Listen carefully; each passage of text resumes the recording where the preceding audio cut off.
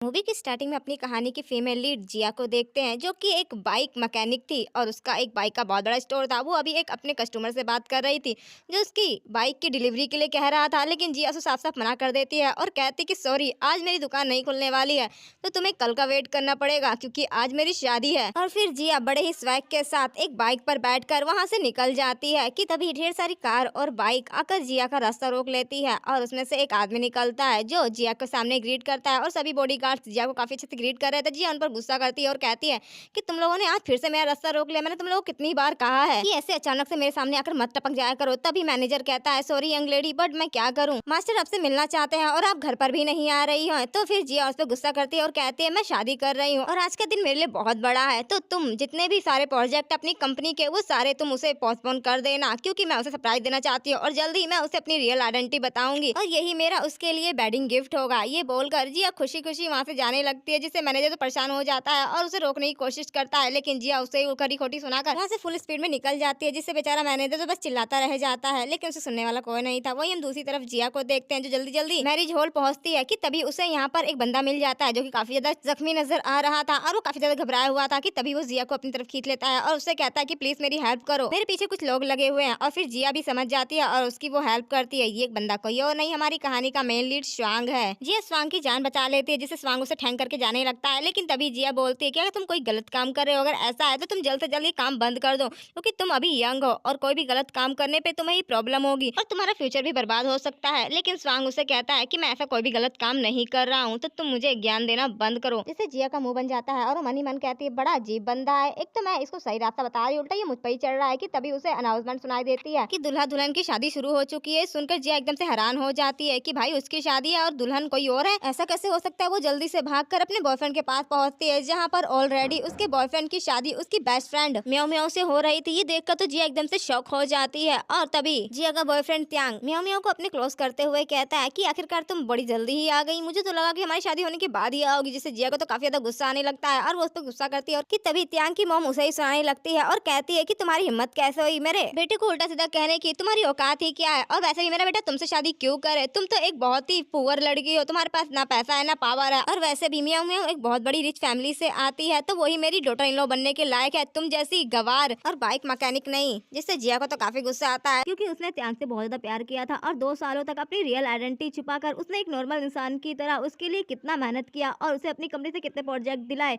लेकिन ये एहसान फरोम में उसका कितना कमीना था।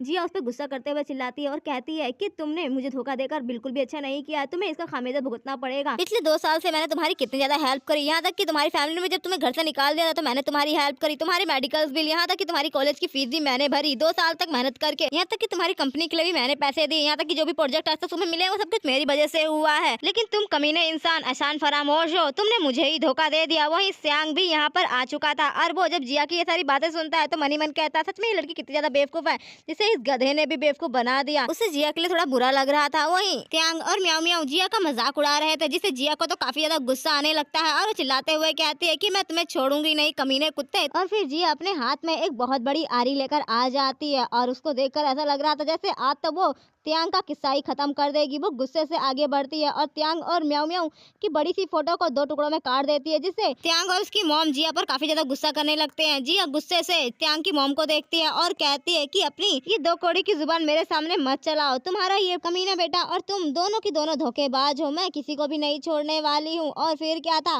वो तो त्यांग को काफी ज्यादा गालियां देने लगते हैं, जिससे त्यांग भी चिल्लाने लगता है कि तेरी वजह से मैं कुछ भी नहीं हूँ, बल्कि ये सारी तो मेरी मेहनत का नतीजा है, और वैसे भी तेरी जैसी साइको लड़की से म्याओ म्याओ बहुत ज्यादा अच्छी लड़की है और वो एक रिच फैमिली से है, तेरी तरह गरीब फटीचर नहीं है, और वैसे भी मेरी शादी म्याओ म्याओ से हो गई है और मुझे बिजनेस में सपोर्ट करने के लिए म्याओ म्याओ है ना।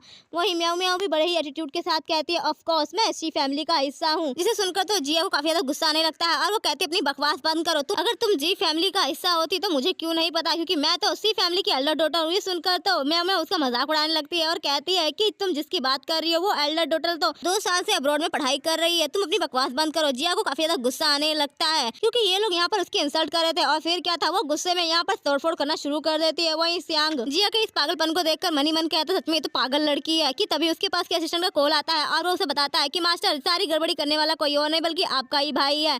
अब बताइए हमें क्या करना है। तो सियांग कहता है चिंता मत करो, मैं जल्द ही वापस आने वाला हूँ, उसके बाद मैं उसे बताऊंगा। वहीं म्याऊ म्याऊ जिया पर गुस्सा करने लगती है और कहती है कि तुम सच में एक नंबर की झूठी और पागल लड़की हो, यहाँ से चली जाओ, वैसे भी तुमसे कोई भी शादी नहीं करने वाला है। त्यांग तो क्या, दुनिया का कोई भी लड़का तुम जैसी पागल लड़की की शादी नहीं करेगा। जिससे जिया को तो और भी ज्यादा गुस्सा आता है और उसका ईगो हर्ट हो जाता है और वो कहती है शायद तो आज मैं करके रहूंगी। और फिर वो इधर उधर देखती है और फिर उसकी नजर त्यांग पर जाती है जो कॉल पर अभी भी अपने असिस्टेंट से बात कर रहा था। जिया उसे सीधे सीधे शादी के लिए पूछ लेती है और फिर क्या था, वो उसकी हाँ सुने बिना ही उसे सीधे ले आके कहती है कि मैं इससे शादी करूंगी। इसे सुनकर तो त्यांग भी उस पर मजाक उड़ाने लगता है और कहता है कि तुम्हारे पास दिमाग तो था नहीं, लगता है अब आंखें भी नहीं है। वहीं म्याऊ म्याऊ भी हंसते हुए जिया को कहती है कि तुम सच में इस बेटर के ही लायक हो, तुम और तुम्हारा ये वेटर, तुम दोनों की जोड़ी परफेक्ट लगेगी, बिल्कुल गरीबों वाली। जिसे अब जिया उन्हें चैलेंज करती है और कहती है कि देखना मैं अभी से शादी कर रही हूँ, जल्द ही ये इस सिटी के टॉप 10 रिचेस्ट मैन में से एक हो जाएगा और फिर मैं तुम लोगों को तुम्हारी औकात दिखाऊंगी। उसके बाद क्या था, त्यांग मन ही मन कहता है ये लड़की क्या सच में पागल हो चुकी है, ये या मुझे रिचेस्ट मैन बनाएगी, मैं तो ऑलरेडी रिचेस्ट मैन हूँ, लगता है इसका स्क्रू ढीला है। लेकिन कुछ भी कहो खूबसूरत बहुत है। वही म्याऊ म्याऊ तो अभी भी जिया का मजाक उड़ा रही थी कि तभी जिया कहती है तुम लोगों ने यहाँ शादी की है तो तुम लोगों को इस जगह का रेंट तो देना ही पड़ेगा, मैंने यहाँ की तैयारी के लिए सिर्फ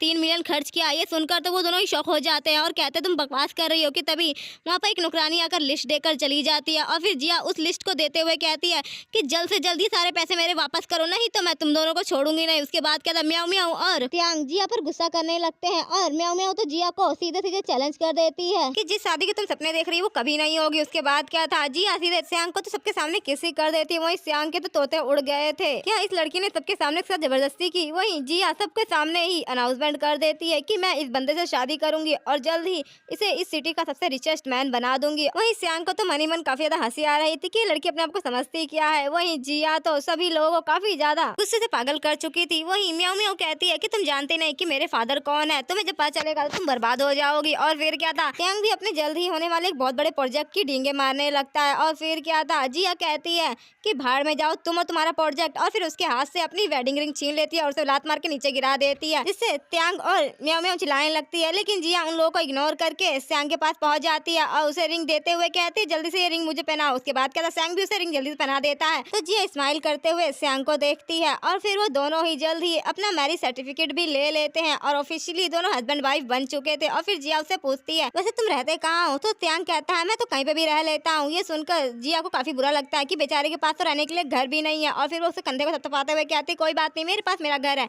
और फिर वो उसे अपने पुराने वाले घर में ले आती है जो कि काफी टाइम से बंद था और इसीलिए बहुत ज्यादा गंदा था। सियांग का तो उस घर को देखकर मुंह ही बन जाता है। और वहीं जिया कहती है कि तुम आराम करो, मैं कुछ खाने के लिए लेकर आती हूँ। वहीं सियांग तो ये सारी चीजें देखकर एकदम से परेशान हो जाता है और कहता है कि सच में ये लड़की पागल है। कि तभी उसकी नजर एक फोटो पर जाती है और उस फोटो को देखने लगता है और फिर जिया से पूछता है कि क्या ये तुम्हारे डैड है। तो जिया कहती है क्यों, क्या तुम्हें लगता है। तो सियांग उस फोटो को आगे करते हुए कहता है मुझे तो नहीं लगता है, तुम दोनों की शक्ल भी नहीं मिलती। जिससे जिया को तो गुस्सा आ जाता है और वो मुंह बनाते हुए चली जाती है। और फिर वो दोनों ही ड्रिंक करने लगते हैं और फिर क्या जिया तो पैक पर पैक पी जाती है। वहीं सियांग कहता है आराम से, कौन सी ड्रिंक तुम्हारी भागे जा रही है। और फिर वो ड्रिंक करने लगता है कि तभी जिया की नजर उसी बॉक्स पर जाती है जिसमें ढेर सारी मूवी कैसेट थी और फिर उन सभी को देखने लगती है जो कि सियांग की सारी थी और वो लेकर घूम रहा था। उन सभी फिल्मों को देखने लगती है और उन सभी के कवर को देखकर कहती है कि सच में ये सारी कितनी घटिया मूवी है। और फिर एक करके सारी फेंकने लगती है और फिर उसे एक बिना कवर की मिलती है और फिर कहती है चलो हम इस मूवी को देखते हैं। और फिर वो खुशी खुशी उसको लेकर पहुंच जाती है देखने के लिए। सियांग उसे मना करता है लेकिन जिया बिल्कुल भी नहीं मानती और जैसे ही वो मूवी स्टार्ट होती है उसे देखकर तो वो हैरान हो जाती है और कहती है साहब तुम कितने घटिया हो। सियांग जल्दी से उस मूवी को बंद करता है और फिर क्या जिया तो बिल्कुल हैरानी के साथ कहती है शक्ल से तो तुम कितने सीधे साधे लगते हो, मुझे नहीं पता था कि तुम इतने ज्यादा कमीने हो और इस तरह की घटिया मूवी कैसेट बेचते हो, सच में तुम्हारे अंदर शर्म नाम की चीज नहीं है क्या। और फिर वो वहाँ से जाने लगती है लेकिन तभी उसको पैर फिसल जाता है और फिर वो दोनों एक दूसरे के बहुत ज्यादा क्लोज आ जाते हैं।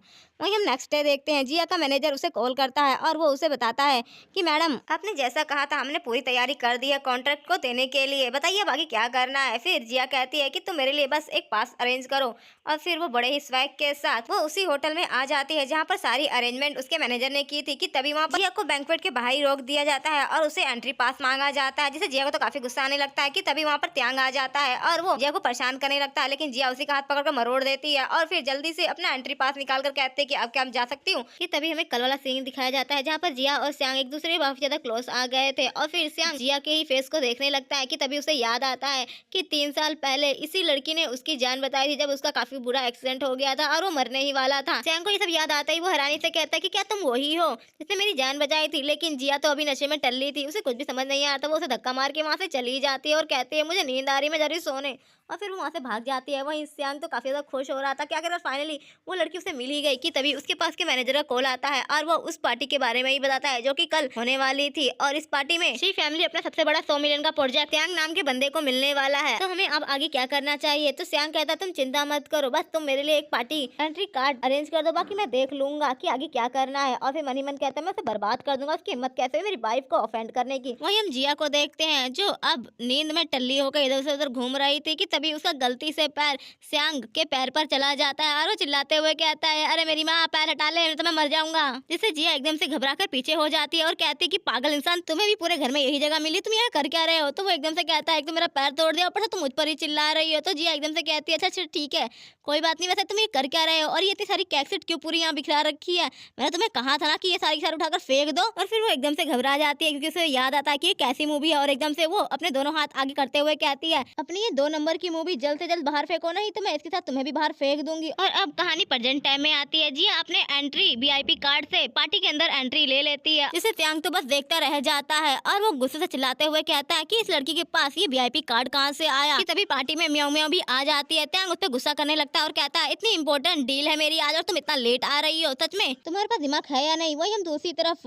जिया को देखते हैं जो कि अपने मैनेजर से बात कर रही थी, जो कि उसने पहले सियांग के लिए 100 मिलियन का प्रोजेक्ट तैयार किया था, लेकिन अब वो उसे देने के लिए बिल्कुल भी मूड में नहीं थी क्योंकि उसने उसके साथ जो धोखा किया था उसका वो आज सबके सामने बदला लेना चाहती थी। वो लिफ्ट का वेट कर रही थी कि तभी लिफ्ट खुलती है और सामने वो सियांग को देखती है जो अपने असिस्टेंट के साथ ही पार्टी में आया हुआ था और वो जिया को देखकर एकदम से शॉक हो जाता है। वहीं जिया सियांग को देखकर शॉक हो जाती है। कि तभी जिया पूछती है कि तुम यहाँ क्या कर रहे हो? उसके बाद क्या था सियांग को तो कुछ भी समझ नहीं आता, इसीलिए वो अपने दोस्त को ही आगे कर देता है और कहता है यहाँ पर तो इस पार्टी में मुझे मेरा दोस्त लेकर आया है, वैसे तुम यहाँ क्या कर रही हो? तो जिया कहती है मैं यहाँ क्या कर रही हूँ, ये पार्टी मेरी है तो मैं नहीं आऊंगी तो कौन आएगा। और फिर वो लोग पूरे स्वैग के साथ पार्टी में एंटर करते हैं। कि तभी म्याऊ म्याऊ जिया को देखकर उसका मजाक उड़ाने लगते हैं और कहते हैं तुम जैसे गरीब और फटीचर को यहाँ घुसने किसने दिया? तो जिया कहते हैं ये पार्टी मेरी है तो भला मैं यहाँ नहीं आऊंगी तो कौन आएगा। जिससे वहाँ पर पार्टी में सभी लोग जिया के बारे में ही बातें कर रहे थे कि आखिरकार ये लड़की कौन है जो इतना डेयर होकर बोल रही है कि ये पार्टी इसने अरेंज की है। वही म्याऊ म्याऊ भी जिया का मजाक उड़ा रही थी। कि तभी त्यांग कहता है मैं तुम्हें अभी बाहर फेंकता हूँ और फिर वो गार्ड्स को आवाज देने लगता है। कि तभी वहाँ पर जिया का मैनेजर आ जाता है, जिसे देखकर तो त्यांग उसके पास आ जाता है और फिर जिया की शिकायत करते हुए कहता है कि ये घटिया लड़की कह रही है कि पार्टी इसने अरेंज की है। उसके बाद क्या था मैनेजर तो उसे अजीब सा लुक देकर वहाँ से चला जाता है, जिससे त्यांग को भी समझ नहीं आ रहा होता है। और वो म्याऊ म्याऊ से बोलता है क्या कहीं ये लड़की सच तो नहीं बोल रही थी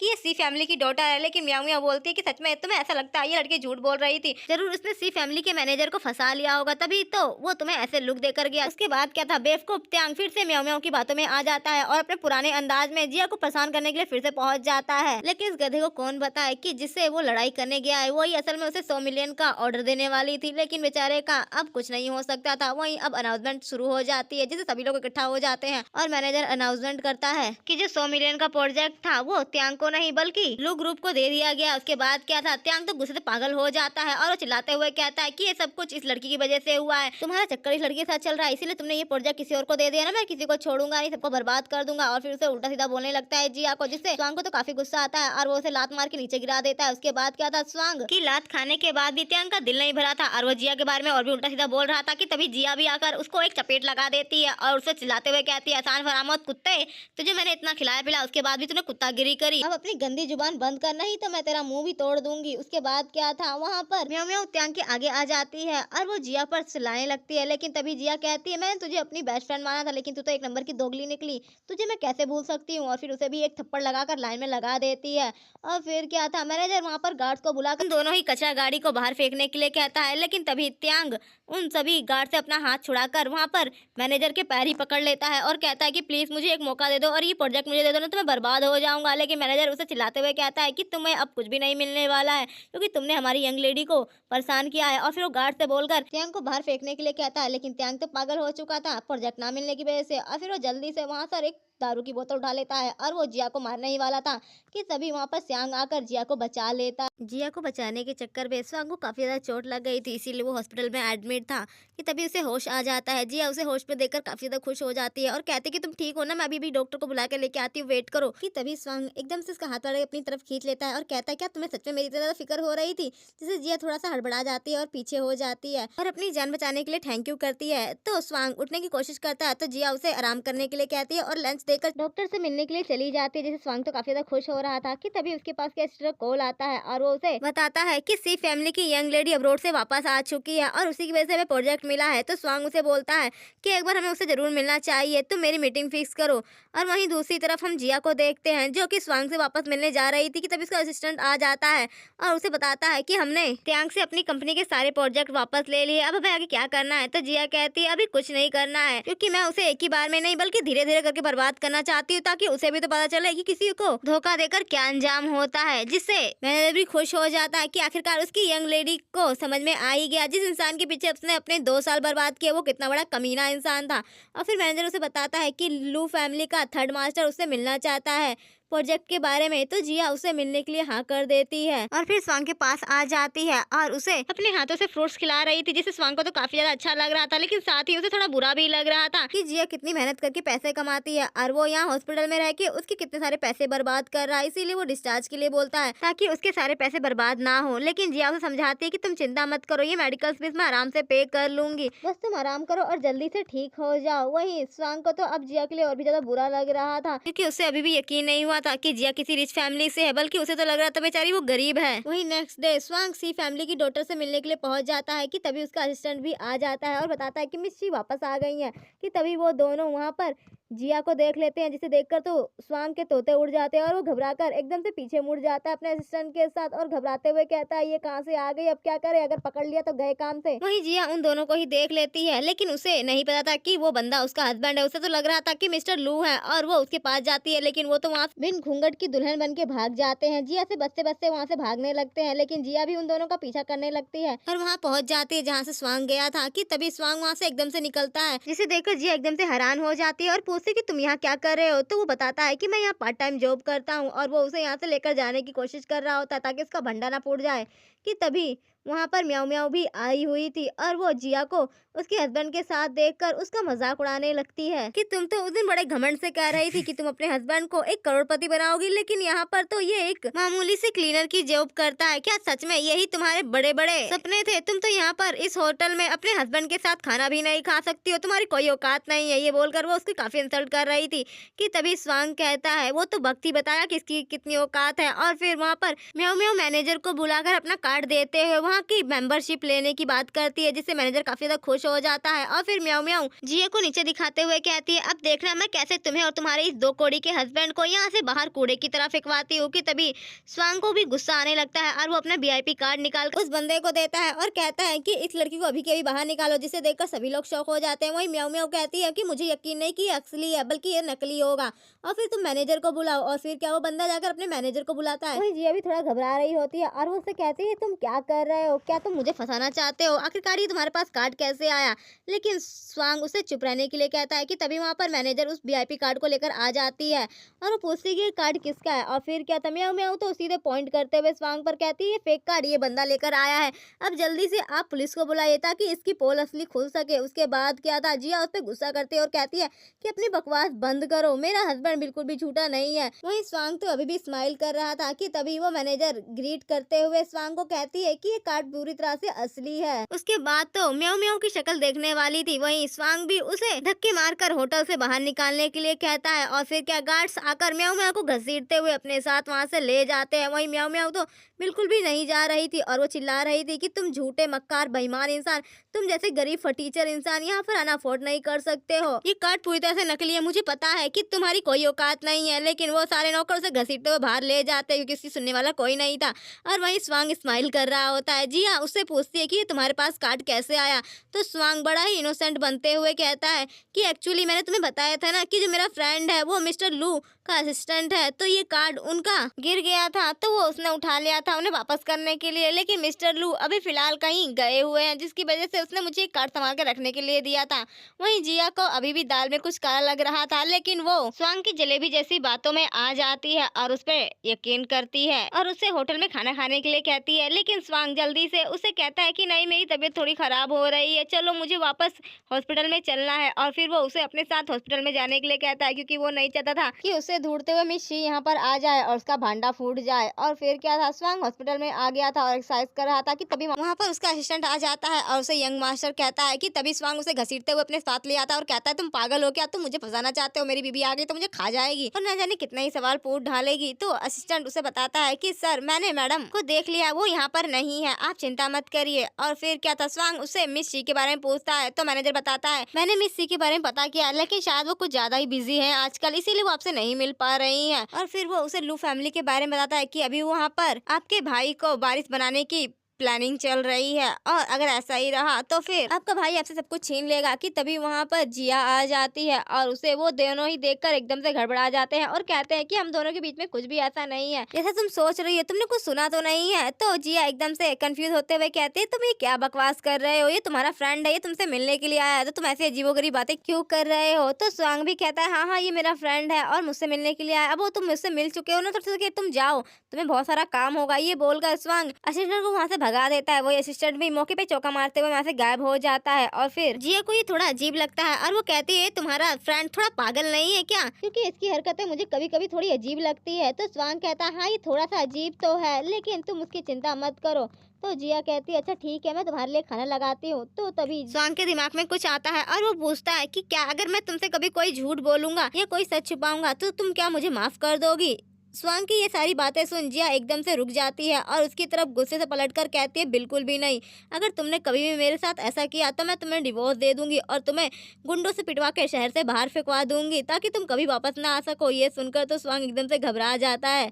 वहीं हम दूसरी तरफ त्यांग को देखते हैं, जिसके पास म्याऊ म्याऊ आती है। तो त्यांग एकदम से उसके पास आ जाता है और कहता है कि तुमने तो कहा था कि तुम्हारे डैड बहुत अमीर आदमी हैं, तुम्हें पता है ना कि मेरी कंपनी की क्या कंडीशन चल रही है, अगर मुझे कोई भी प्रोजेक्ट नहीं मिला तो मैं पूरी तरह से दिवालिया हो जाऊंगा। क्या तुम्हें नहीं लगता कि तुम्हें तुम्हारे हस्बैंड की हेल्प करनी चाहिए। तो म्याऊ म्याऊ बातें घुमाते हुए कहती, मुझे पता है कि उस 100 मिलियन वाले प्रोजेक्ट की वजह से तुम्हें कितना ज्यादा नुकसान हुआ है, अगर वो ऑर्डर तुम्हें मिल जाता तो आज हमारी ये कंडीशन नहीं होती जैसी आज है। लेकिन मैंने पता किया है कि ये प्रोजेक्ट लू फैमिली को मिला है और जल्द ही लू फैमिली अपने वारिस को चुनने वाली है और सेकंड मास्टर ही लू फैमिली का वारिस बनेगा। अगर तुम लू फैमिली के सेकंड मास्टर को अपनी ओर कर लो तो हाँ, ये प्रोजेक्ट हमारा ही होगा। ये सुनकर तो यंग बहुत ज्यादा खुश हो जाता है और उसे थैंक यू करने लगता है कि तुम सच में कितनी ज्यादा औसम हो, तुम्हें मेरी कितनी ज्यादा फिक्र है। और फिर वो खुशी खुशी वहाँ से चला जाता है। वही म्याऊ म्याऊ अब थोड़ा रिलैक्स फील करते हुए कहती है कि उस जिया की वजह से ये सब कुछ हुआ है, मैं उसे छोड़ूंगी नहीं।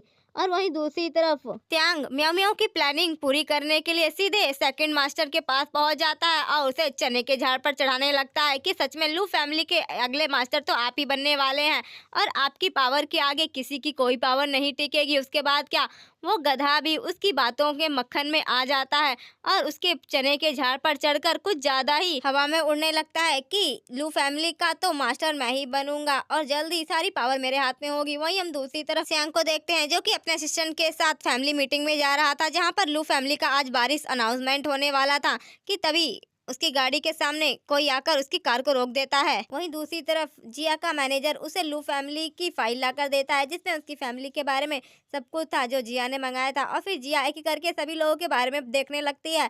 कि तभी वो सेकंड मास्टर के बाद जब थर्ड मास्टर को देखती है तो वो एकदम से हैरान हो जाती है, क्योंकि वो कोई और नहीं बल्कि उसी का हस्बैंड था। और फिर जिया एकदम से कहती है कि आखिरकार उसने मुझसे अपनी आइडेंटिटी क्यों छुपाई कि वो लू फैमिली का थर्ड मास्टर है। कि तभी मैनेजर कहता है कि मैडम कुछ ना कुछ तो जरूर होगा, क्योंकि मैंने सुना है कि लू फैमिली जल्दी अपने वारिस को अनाउंसमेंट करने वाली है। वहीं दूसरी तरफ हम देखते हैं स्वांग चारों तरफ से गुंडों की गाड़ी से घिर चुका था और सभी लोग उसे मारने के लिए आए थे। वहीं उसका असिस्टेंट कहता है, सर हम अब क्या करें, हमें क्या यहाँ से भागना चाहिए। तो स्वांग कहता है कि भागने से कुछ नहीं होने वाला और फिर वो बड़े ही स्वैग के साथ अपनी कार से बाहर निकलता है और उन सभी गुंडों के छक्के छुड़ा देता है।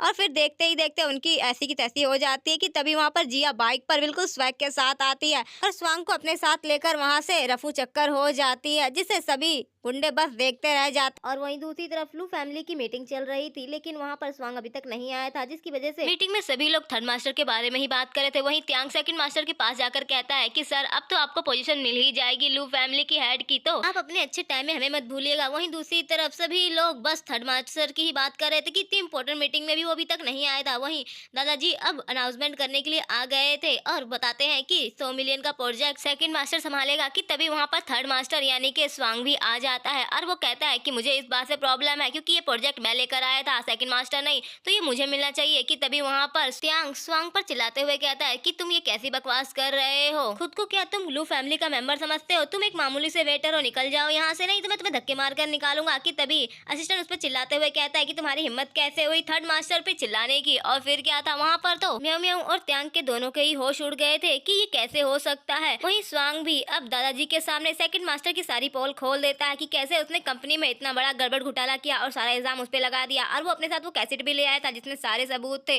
जिसे देखकर सेकंड मास्टर थोड़ा घबरा जाता है और अपने दादाजी को समझाने की कोशिश करता है कि इसमें उसका कोई भी हाथ नहीं है। और जल्दी से वो कैसेट लेकर तोड़ देता है और कहता है कि ये कोई भी सबूत नहीं है, तुम नकली लेकर आए थे। और खुश होने लगता है कि अब उसके खिलाफ कोई सबूत नहीं है। लेकिन तभी स्वांग उसे बताता है कि तुम्हें क्या लगता है कि मैं इतना बड़ा बेवकूफ हूँ जो सबूत मैं इस सीडी में लेकर आऊंगा। और फिर वो पेन ड्राइव निकाल कर लैपटॉप में कनेक्ट करके वो दादाजी को सारी चीजें दिखा देता है और साथ ही उन्हें ये भी बता देता है कि उसकी जान के पीछे कोई और नहीं बल्कि सेकंड मास्टर ही लगा था और उसे जान से मारने की कोशिश ही की थी। लेकिन सेकंड मास्टर बड़ा ही बेशरम था, वो अभी भी अपनी गलती मानने को तैयार नहीं था और सांग से सबूत मांगने लगता है। कि तभी वहाँ पर जिया आ जाती है और कहते मेरे पास सबूत है क्योंकि मैं सी फैमिली की डॉटर हूँ। और फिर क्या था, ये बम सबके ऊपर फूट चुका था, लेकिन त्यांग तो इस बात को मानने को अभी भी तैयार नहीं था। और म्याऊ म्याऊ वो तो सीधे सीधे बोल देते कि तुम झूठ बोलना बंद करो क्योंकि शी फैमिली की डॉटर तुम नहीं मैं हूँ। और फिर क्या, ये सुनकर तो त्यांग खुश हो जाता है और कहता है कि सच में तुम शी फैमिली की डॉटर हो, तो तुमने मुझे पहले क्यों नहीं बताया। तो म्याऊ म्याऊ ड्रामा करते हुए कहते हैं मैं अपनी हाई पोजीशन किसी सामने रिवील नहीं करना चाहती थी। कि तभी जिया बोलती है कि सच में तुम सी फैमिली की एल्डर डॉटर हो, अगर ऐसा है तो तुम्हें प्रोजेक्ट के बारे में तो सब कुछ पता होगा ना कि 100 मिलियन के प्रोजेक्ट में कितने सारे अमाउंट है और कितनी सारी फाइलें हैं।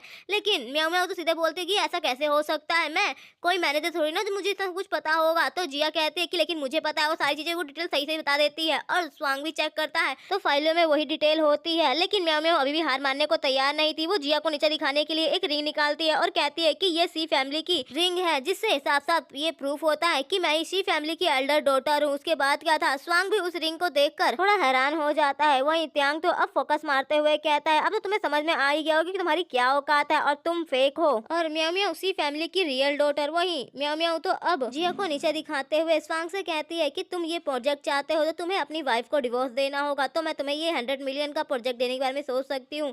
वहीं स्वांग भी थोड़ा परेशान हो जाता है कि वो क्या करे। कि तभी म्याऊ म्याऊ जिया के पास आकर कहती है देखो अब तुम्हें तुम्हारा हस्बैंड भी तुम्हें छोड़ देगा, तुम किसी भी लायक नहीं हो, तुम्हें हर कोई छोड़ देता है, तुम इसी लायक हो, सिर्फ छोड़ने के लिए बनी हो। कि तभी स्वांग जिया के पास आ जाता है, जिसे देखकर तो म्याऊ म्याऊ काफी ज्यादा खुश होने लगती है। वहीं जिया सैड होते हुए कहती है मैं समझ सकती हूँ, लेकिन तभी स्वांग कहता है कि तुम चिंता मत करो, मैं तुम्हें नहीं छोड़ने वाला हूँ क्योंकि तुम मेरी वाइफ हो और मैं तुमसे बहुत प्यार करता हूँ। जिसे म्याऊ म्याऊ को तो काफी ज्यादा गुस्सा आने लगता है। वहीं ग्रैंडफादर भी स्वांग पर चिल्लाने लगते हैं और कहते हैं कि तुम पागल हो चुके हो क्या, तुम 100 मिलियन के प्रोजेक्ट के बदले इस लड़की को चूज कर रहे हो, तुम इसे छोड़ दो। लेकिन स्वांग कहता है कि मैं बिल्कुल भी नहीं छोड़ने वाला हूँ क्योंकि जिया मेरी वाइफ ही नहीं बल्कि मेरी लाइफ भी है। उसके बाद क्या था, म्याऊ म्याऊ को तो काफी ज्यादा गुस्सा आने लगता है कि जिया को कैसे एक लॉयल बंदा मिल सकता है। वहीं जिया म्याऊ म्याऊ की पोल खोलते हुए बताती है कि ये रिंग जो तुम्हारे पास है वो फेक है क्योंकि रियल रिंग मेरे पास है, क्योंकि शी फैमिली की रियल डॉटर मैं हूँ। और फिर वो अपनी रिंग निकाल लेती है। जिसके बाद क्या था, ग्रैंडफादर और सभी लोग हैरान हो जाते हैं कि भला दो रिंग कैसे हो सकती है क्योंकि दोनों ही रिंग बिल्कुल एक जैसी थी। जिससे अब म्याऊ म्याऊ भी थोड़ा परेशान हो जाती है कहीं इसकी पोल ना खुल जाए। कि तभी जिया बताती है कि ये कोई मामूली रिंग नहीं बल्कि बहुत ही स्पेशल रिंग है, जिसमें शी फैमिली का कोई भी मेंबर ब्लड डालता है तो इसमें से बहुत बड़ा ड्रैगन निकलता है। अब दोनों को ही अपनी रियल आइडेंटिटी प्रूफ करनी थी, इसीलिए दोनों ही रिंग पर ब्लड डालकर प्रूफ करते हैं। जिया जब ये करती है तो उसके रिंग से भी एक सुनहरा ड्रैगन निकलता है और म्याऊ म्याऊ के टाइम पे भी उसकी रिंग से एक बहुत बड़ा ड्रैगन निकलता है, जिससे म्याऊ म्याऊ तो खुश हो जाती है कि आखिरकार उसने अच्छा हुआ चोरी करके रिंग का एक डुप्लीकेट बनवा लिया था, नहीं तो आज वो पकड़ी जाती। वहीं जिया हैरान होती है कि आखिर ऐसा कैसे हो सकता है। जिससे अब म्याऊ म्याऊ कॉन्फिडेंस के साथ कहती है कि अब मैंने सबको प्रूफ कर दिया है कि रियल मिशी मैं हूँ, तुम नहीं, और तुम झूठी हो। वहीं दादाजी भी थोड़ा कंफ्यूज हो गए थे, उन्हें कुछ समझ नहीं आ रहा था। कि तभी सेकंड मास्टर आकर उन्हें मनाने की कोशिश करता है और उन्हें समझाता है कि उसने ऐसा कुछ भी नहीं किया। लेकिन तभी वहाँ पर जिया आ जाती है और उस 100 मिलियन के प्रोजेक्ट को फाड़ कर चली जाती है स्वांग को अपने साथ लेकर और चिल्लाते हुए कहती है कि उन लोगों की हिम्मत कैसे हुई मुझे परेशान करने की, इसका खामियाजा तो उन्हें भुगतना ही पड़ेगा। है, लेकिन स्वांग उसे समझाता है और उसे गुस्सा करने के लिए मना करता है और कहता है कि चाहे कुछ भी हो जाए मैं हमेशा तुम्हारे साथ रहूंगा, जिससे जिया तो काफी खुश हो जाती है। वहीं जिया कहीं जा रही होती है कि तभी उसके पीछे कोई आदमी लगा हुआ था कि तभी स्वांग के पास एक मैसेज आता है और उसके पास एक फोटो आती है कि जिया का किडनैप हो चुका है, जिससे वो परेशान हो जाता है। वहीं दूसरी तरफ जिया को वो किडनैपर किडनैप करके ले आया था और अब उसके साथ वो कुछ गलत करने के इरादे से था, क्योंकि उसे जिया को बदनाम करने के लिए पैसे मिले थे और वो उसके साथ कुछ कर पाता कि जिया उस पर गुस्से चिल्लाती है और कहती कि तुमने मेरे साथ कुछ भी किया तो मेरा हस्बैंड तुम्हें छोड़ेगा नहीं। कि तभी स्वांग वहाँ पर सही टाइम पर आकर जिया को बचा लेता है, हॉस्पिटल में ले आता है। कि तभी असिस्टेंट उसे बताता है कि ग्रैंडफादर का बर्थडे पार्टी चल रहा है और उसमें सभी लोग गए हुए हैं, तो अब हमें आगे क्या करना चाहिए। वहीं हम दूसरी तरफ दादाजी को देखते हैं जो कि सेकंड मास्टर की काफी अच्छी क्लास लगा रहे थे, क्योंकि उसने कंपनी जब से संभाली थी तब से बस गड़बड़ घोटाला किया था। वहीं दूसरी तरफ जब जिया को होश आता है तो वो स्वांग के बारे में पूछती है, तो असिस्टेंट उसे बताता है कि वो दादाजी की बर्थडे पार्टी में गया है और फिर क्या था, जिया जबरदस्ती वहां से उठ के चली जाती है क्योंकि उसे स्वांग की हेल्प करनी थी। वहीं हम दूसरी तरफ बर्थडे पार्टी में देखते हैं जहाँ पर सभी लोग आपस में बातें कर रहे थे कि लू फैमिली के मास्टर की इतनी बड़ी पार्टी है और स्वांग वहाँ पर नहीं आया है। कि तभी वहाँ पर स्वांग भी आ जाता है और कहता है कि मैं दादाजी के लिए बहुत बड़ा गिफ्ट लेकर आया हूँ। कि तभी वहाँ पर जिया भी आ जाती है स्वांग के साथ, जिसे देखकर तो म्याऊ म्याऊ का मुंह बन जाता है और वो वहाँ पर जिया की फिर से इंसल्ट करने की पूरी प्लानिंग बना चुकी थी और वो उसे बोलती कि तुम जैसे फटीचर की कोई औकात नहीं है इतनी बड़ी पार्टी में आने की, और वैसे भी पार्टी में आने के बाद गिफ्ट भी लाया जाता है, यूं ही खाली हाथ मुंह उठा के नहीं चला आया जाता। और फिर क्या वो अपना गिफ्ट दिखाती है कि मैं कितनी बड़ी और कितनी महंगी पेंटिंग लेकर आई हूँ दादाजी के लिए, और फिर अपनी पेंटिंग की भर भर कर तारीफ करने लगती है कि इसमें ये है वो है और 200 करोड़ की है। कि तभी जिया भी अपने गिफ्ट लेकर वहाँ पर दिखाती है कि वो क्या क्या लाई है और वो भी सेम ऐसी ही पेंटिंग एक लेकर आई थी। जिसके बाद क्या था, म्याऊ म्याऊ तो उस पर इल्जाम लगाते हुए कहती है कि तुम झूठी हो, साथ में तुम्हारी पेंटिंग भी नकली है, तुम एक फ्रॉडिया हो। और फिर क्या था, जिया ने कहा ठीक है फिर हम चेक ही करा लेते हैं, और फिर क्या उन दोनों ही पेंटिंग को चेक कराया जाता है और फिर जिया की असली और म्याऊ म्याऊ की नकली निकलती है, जिससे म्याऊ म्याऊ को काफी गुस्सा आता है और वो जिया की असली पेंटिंग फाड़ देती है और कहती है कि असली पेंटिंग फटती नहीं है। लेकिन तभी पेंटिंग चेक करने वाला बंदा बताता है कि ये पेंटिंग असली थी और तुमने असली पेंटिंग फाड़ दी, तुम्हें पता भी है कितनी महंगी थी। कि तभी वहाँ पर सेकंड मास्टर चिल्लाते हुए कहता है कि सच में स्वांग तुम कितने बड़े बेवकूफ हो, यहाँ पर तुम दादाजी के लिए गिफ्ट लेकर आए नहीं ढंग का और साथ में ऐसी शोर मचाने वाली औरत को ले आए जो यहाँ पर हंगामा खड़ा कर रही है। लेकिन स्वांग को तो सेकंड मास्टर की बेवकूफी भरी बातों से कोई भी इंटरेस्ट नहीं था। कि तभी वहाँ पर म्याऊ म्याऊ वेरी एटीट्यूड के साथ कहती भले ही तुम असली पेंटिंग लेकर आई हो लेकिन तुम भूलना मत कि शी फैमिली की रियल डॉटर मैं हूँ, तो मेरी यहाँ पर चलेगी तुम्हारी नहीं, और मैं चाहती हूँ कि तुम अभी के अभी इस पार्टी से निकल जाओ, नहीं तो तुम्हारे साथ बहुत बुरा होगा। तो जिया को भी गुस्सा आ जाता है और वो कहती है कि अपनी बकवास करना बंद करो, तुम भी जानती हो कि रियल डॉटर कौन है और ये रिंग फेक है। उसके बाद क्या था, म्याऊ म्याऊ अभी भी मानने को तैयार नहीं थी और वो सबके सामने बड़ी एटीट्यूड के साथ कहती है कि जो भी कोई इस जिया को नीचे दिखाएगा और यहाँ से धक्के मार के निकालेगा उसे सी फैमिली के सारे बाकी के प्रोजेक्ट मिलेंगे। उसके बाद क्या था, वो जिया के पास एटीट्यूड में आकर कहती है देखना अब सब तुम्हें कैसे लात मार के यहाँ से निकालते हैं, अगर तुम चाहती हो कि मैं तुम्हें यहाँ से ना निकालूं तो तुम मेरे पैरों पर गिर के माफी मांगो, नहीं तो मैं तुम्हारे साथ बहुत बुरा करूंगी। वहीं सभी लोग पार्टी में अब म्याऊ म्याऊ का ही सपोर्ट कर रहे थे और कह रहे थे कि हम म्याऊ म्याऊ के लिए कुछ भी करने को तैयार हैं। वहीं अब म्याऊ म्याऊ का सेल्फ कॉन्फिडेंस तो काफी ज्यादा बढ़ गया था और वो जिया को ही ताने दे रही थी और उसे नीचे दिखाने की पूरी कोशिश कर रही थी, जिससे जिया को भी काफी गुस्सा आने लगता है और वो उसे कहती है कि तुम जो गलती कर रही हो उसके लिए पछताओगी बहुत जल्दी। कि तभी पार्टी में मिस्टर शी आ जाते हैं और वो कहते हैं कि किसकी हिम्मत हुई मेरी बेटी को झूठा बोलने की, और फिर क्या जिया जैसे ही अपने डैड को देखती है तो वो स्वांग के पीछे ही छुप जाती है। कि तभी सेकंड मास्टर चिल्लाते हुए कहता है कि अब तू कौन है जो यहाँ पर चिल्ला रहा है। कि तभी दादाजी मिस्टर शी को देखकर एकदम से घबरा कर वहाँ पर आ जाते हैं और वो सेकंड मास्टर को चिल्लाते हुए कहते हैं नालायक चुप हो जा, और एक थप्पड़ लगा देते हैं और फिर मिस्टर शी से माफी मांगते हुए कहते हैं कि हमें माफ कर दीजिए, मेरे पोते को मिसअंडरस्टैंडिंग हो गई थी। वहीं मिस्टर शी कहते हैं कि मुझे ऐसी फालतू की बकवास सुनने में कोई इंटरेस्ट नहीं है, बल्कि किसकी हिम्मत हुई मेरी बेटी को परेशान करने की, मैं यही जानने के लिए आया हूँ। तो मिस्टर लू कहते हैं कि ऐसा कुछ भी नहीं है, आपकी बेटी को यहाँ पर एक लड़की फंसाने की कोशिश कर रही थी और उसे झूठा बोल रही थी, लेकिन आपकी बेटी ने प्रूफ कर दिया है कि वही मिस शी है, तो आपको इसकी चिंता करने की कोई जरूरत नहीं है। लेकिन वहीं म्याऊ म्याऊ तो घबरा कर भागने की कोशिश कर रही थी। कि तभी वहाँ पर त्यांग उसे रोकते हुए कहता है कि तुम कहाँ जा रही हो। और फिर क्या था, मिस्टर शी जैसे ही म्याऊ म्याऊ को देखते हैं तो उसे कहते हैं कि तुम कौन हो, मेरी बेटी कहाँ है। उसके बाद क्या था, ये सुनने के बाद तो सभी लोगों को एक बहुत बड़ा झटका लगता है। कि तभी मैनेजर बोलता है कि तुम मिस शी नहीं हो तो तुम मिस शी होने का नाटक क्यों कर रही हो, क्या तुम्हें डर नहीं है कि तुम्हारे इस नाटक से शी फैमिली तुम्हारे साथ क्या करेगी। कि तभी वहाँ पर मैनेजर वो रिंग भी ले आता है जिससे म्याऊ म्याऊ मिस शी बनने की पूरी एक्टिंग कर रही थी। कि तभी वहाँ पर मिस्टर शी म्याओ म्याओ के डैड को भी ले आते हैं, जो कि उनका एक मामूली सा ड्राइवर था। और फिर क्या था, वो तो मिस्टर शी से माफी मांगते हैं और फिर म्याओ म्याओ भी माफी मांगने लगती है कि तभी सेकंड मास्टर खींचकर एक थप्पड़ म्याओ म्याओ को लगा देता है और कहता है, खुद ये कमीनी कहीं कि तेरी वजह से यहाँ पर कितना बड़ा रायता फैला है और तेरी वजह से मुझे यहाँ पर लोगों ने कितना ज्यादा परेशान किया है। लेकिन तभी म्याओ म्याओ एटीट्यूड के साथ कहते हैं कि मैं यहाँ अकेले ड्रामा करने वाली नहीं हूँ, बल्कि आपकी बेटी का ड्रामा करने वाली एक लड़की और है। और फिर वो जिया की तरफ उंगली करके कहती है कि ये लड़की भी ड्रामा कर रही थी। वहीं जिया भी स्वांग के पीछे से निकलती है और अपने डैड से सॉरी बोलते हुए कहती है कि सॉरी डैड, मैंने पहले ही शादी कर ली है, प्लीज मुझे आप मेरे हस्बैंड से दूर मत करिए। और फिर वो स्वांग से चिपक जाती है। वहीं बेवकूफों का प्रेसिडेंट त्यांग, उसे तो शत मानो सदमा ही लग गया था कि उसने कितनी बड़ी गलती कर दी है। और वो मिस्टर शी के पैर पकड़ते हुए कहता है कि मुझे माफ कर दीजिए, मैंने इसमें कुछ भी नहीं किया, मैंने सारी गलती इस म्याओ म्याओ की है, उसने मुझे बेवकूफ बनाया था और मेरी कोई भी गलती नहीं है। वहीं म्याओ म्याओ तो पागलों की तरह कहती है कि नहीं, ये अभी भी झूठ बोल रही है, ये मिस शी नहीं हो सकती है। और वो अभी भी पागलों की तरह चिल्ला रही थी कि तभी मिस्टर शी चिल्लाते हुए कहते हैं कि चाहे कुछ भी हो जाए, मैं ये शादी को नहीं मानता हूँ। लेकिन तभी मैनेजर भी मिस्टर शी को समझाते हुए कहता है कि सच में मैडम उनसे बहुत प्यार करते, प्लीज मान जाइए ना, जिससे अब मिस्टर शी भी मान जाते हैं। वहीं हम कुछ दिन बाद देखते हैं कि जिया दादाजी के साथ चेस खेल रही थी और फिर उनसे भी उन्हें शादी की परमिशन मिल गई थी। वहीं दूसरी तरफ त्यांग की भी कंपनी बैंकरप्ट हो जाती है और उसे और सेकंड मास्टर को जेल हो जाती है। वहीं हम दूसरी तरफ कुछ टाइम बाद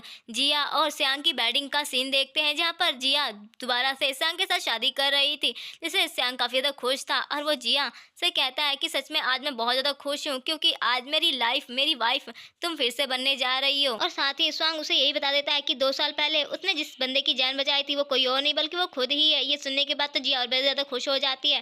तो स्वांग घुटनों के बल बैठ के उसे दोबारा से रिंग पहना देता है और फिर उन दोनों की किस के साथ ये शादी कंप्लीट हो जाती है। और इसी के साथ इस मूवी की यहीं पर हैप्पी एंडिंग हो जाती है। तो कमेंट करके जरूर बताइए कि आप लोगों को ये मूवी कैसी लगी। Thanks for watching.